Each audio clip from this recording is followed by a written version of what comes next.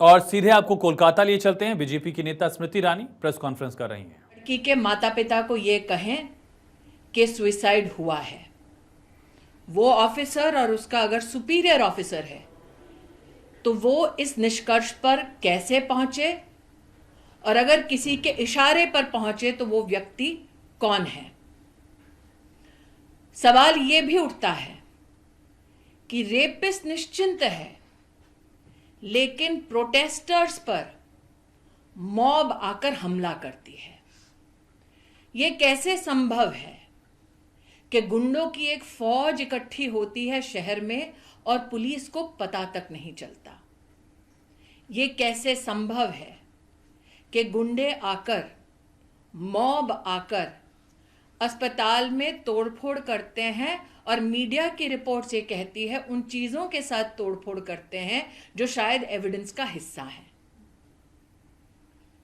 आज मैं सबसे गुजारिश करती हूं, सबसे निवेदन करती हूं, हम में से कई हैं जो मीडिया में हैं, पॉलिटिक्स में हैं, साधारण नागरिक का जीवन जी रहे हैं। निर्भया के निर्मम कांड के बाद हम सब हिंदुस्तानियों ने आवाज उठाई थी। कानून में भी बदलाव लाया गया, कानून को सख्त किया गया। जुडिशरी में आज महिला के ऊपर हुए अत्याचारों के केस कितने समय से लंबित हैं, इस वक्त मैं उस पर चर्चा नहीं कर रही। जो प्रोटेस्टर्स इकट्ठे हुए कलकत्ता शहर में, वो शायद एक दूसरे को ना जानते हैं, ना कभी किसी ने किसी से एक दूसरे का धर्म पूछा, ना रीजन पूछा, ना जाति पूछी, ना वोट प्रेफरेंस पूछा। विषय है कि उस लड़की को न्याय मिलेगा या नहीं मिलेगा।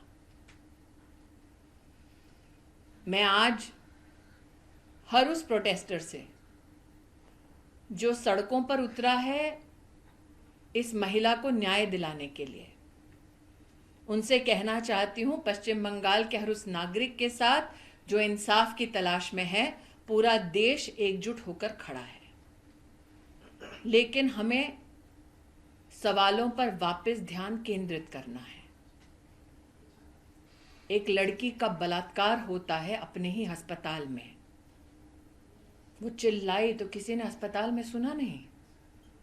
उसकी टांगें तोड़ी गई, पेल्विक रीजन तोड़ा गया, हाथ तोड़े गए, नाखून उखाड़े गए, छाती पर मारा गया, पेट पर मारा गया, आंखें फोड़ी गई, वजाइना से ब्लीड कर रही थी, आंखों से ब्लीड कर रही थी, और ये सब एक रेपिस्ट ने किया।